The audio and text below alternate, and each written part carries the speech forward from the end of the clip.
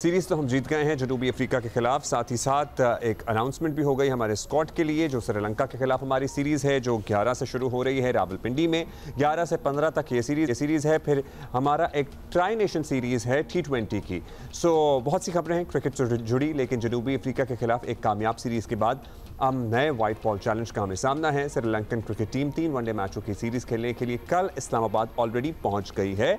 Matches 11 से 15 नवंबर तक रावलपिंडी में होंगे। हसन नवाज को हटा दिया गया, मुतवक्के था वैसे, अलबत्ता फ़खर ज़मान को मज़ीद मौक़े देने का फैसला किया गया है। बाकी टीम में कोई बड़ी तब्दीली नहीं है। सच पाकिस्तान और श्रीलंका वनडे सीरीज़ के बाद पाकिस्तान, जिम्बाब्वे और श्रीलंका की टीमें T20 ट्रायंगल सीरीज़ में मुकाबले होंगी। पाकिस्तान टीम ने जनूबी अफ्रीका को जिस तरह ख़ासतौर पर आखिरी फाइनल मैच में शिकस्त दी है, नज़र आ रहा था कि पाकिस्तान टीम जैसे कुछ अरसे से आउट ऑफ फॉर्म थी ना, वो वापस ट्रैक पर आ रही है। 144 रन का हदफ महज 3 विकेटों के नुकसान पर 26वें ओवर में हमने हासिल किया।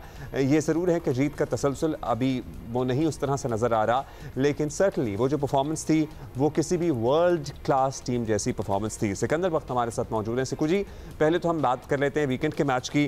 फैसला कौन मैच था हमारे लिए? सीरीज़ बराबर थी और जिस उम्दा कारकर्दगी का हमने मुजाहरा किया है, what do you have to say about it? यार कुछ बहुत ही स्ट्रेंज किस्म के मैचेस हुए हैं कि जिसमें हम टेस्ट मैच देखें, पाकिस्तान पहला टेस्ट मैच बड़ा ज़बरदस्त तरीके से जीता और दूसरे मैच में उन्होंने आखिरी 5 विकेटों ने 215 रन किए और हम हार गए।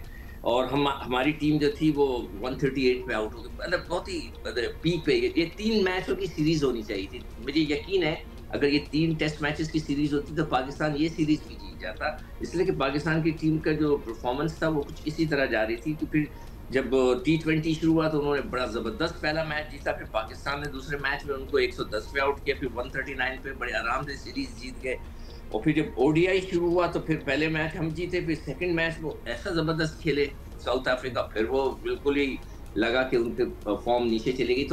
तो मेरी बात सुने, ये हम कौन इनकंसिस्टेंट कौन है हम दोनों में से, हम या वो? क्योंकि वो भी एक मैच खेलते हैं जबरदस्त, अगला बुरी तरह हारते हैं हमसे, हम भी हार जाते हैं, फिर अगला जबरदस्त जीतते हैं।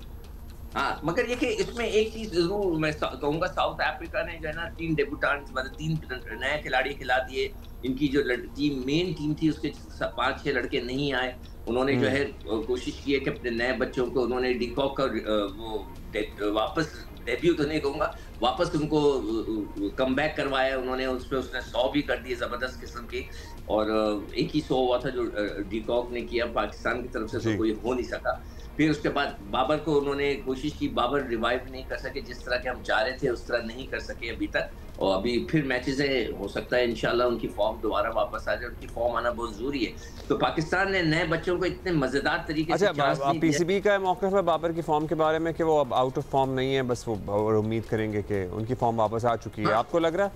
वैसे लास्ट में तो रन आउट हो गए थे, so how do you see it कि उनकी फॉर्म वापस आ गई है? कि वो थोड़े से उनके ऊपर प्रेशर आया हुआ है। ये कैफियत मैंने बहुत से प्लेयरों में देखी, ज़हीर अब्बास के ऊपर देखी मैंने, इंज़माम के ऊपर अपनी आंखों से देखी है मैंने, उन लोगों के ऊपर देखी कि भाई वो मतलब हाथ से जैसा लगता है कि वो बिल्कुल घबरा गए। और फिर ज़हीर अब्बास जैसे प्लेयर को मैंने देखा, मगर फिर उसके बाद दोबारा जब उनकी फॉर्म आई तो उन्होंने इंडिया के खिलाफ 2-2 100 लगा दिए। इसी तरह इंज़माम को मैंने देखा, उनकी भी वो घबराए हुए थे और मेरे साथ आके उन्होंने काफ़ी देर बात भी की थी। मुझे अच्छी तरह याद है 2003 वर्ल्ड कप के अंदर उन्होंने वीडियोस भी अपनी देखी। उसके बाद दोबारा जब उनकी कॉल बैक हुई, उन्होंने कम बैक किया, उसके बाद उन्होंने 100 लगा दिए। तो मुझे भी लगता है कि ये बाबर का ये जो एक पैच है, इसमें से इसको निकलना है। अब देखते हैं कि वो कब निकलते हैं। एक अच्छा बड़ा स्कोर करेंगे तो वो खत्म हो जाएगा। श्रीलंकन टीम पहुंच गई है, इस्लामाबाद में है, 11 से मैच शुरू होने हैं कल से। स्पिनर्स तो उनके पास शानदार हैं, तो स्पिन ट्रैक बनाएंगे? अगर नहीं बनाएंगे तो क्या पिच होनी चाहिए, क्या स्ट्रैटेजी होनी चाहिए हमारी? और हसन नवाज वाली तब्दीली है, बाकी तो सब सेम ही है। देखिए, बहुत अच्छा सवाल है तुम्हारा कि अब क्या करेंगे।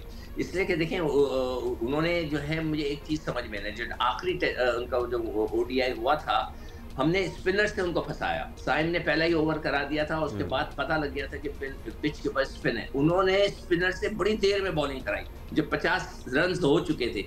ये लॉजिक मुझे उनकी समझ में नहीं आई कि उन्होंने बॉट से गेंद कराते रहे, इससे पहले उनके तो स्पिनर से बड़ी देर में गेंद कराई और हमारा उनका स्कोर भी 140 था, तो ये चीज़ समझ में नहीं आई थी। और वो पिच जो है इस लिहाज से देखें, अगर हमने टर्निंग विकेट्स बना दी जिस तरह की आखिरी पिच बनी थी, तो फिर वो क्राउड को जो है मज़ा नहीं आएगा, रन्स नहीं बनेंगे।